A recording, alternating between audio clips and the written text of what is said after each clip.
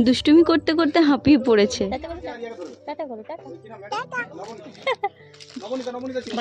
পুজো তো সামনে চলে এসেছে আর আমাদের শপিং এখনো কমপ্লিটই হচ্ছে না। একদিন ছাড়া ছাড়া গিয়েই শুধু দেখে আসতে ইচ্ছে করছে যে নতুন কি কি আরো ড্রেস এসেছে। আমরা যেরকম আমাদের ভালো লাগার জিনিস খুঁজে বেড়াচ্ছি, সেরকম রায়ও ওর নিজের ভালো লাগার জিনিসগুলো ঠিক খুঁজে নিচ্ছে। আর জানো তো, ও যে কোনো শপিং মলে গিয়েই ওর দুষ্টুমি যেন আরো দ্বিগুণ বাড়িয়ে দেয়। হাতের সামনে কোনো জামা কাপড় থাকলে সেগুলো ও টেনে নিচে নামিয়ে দেয়।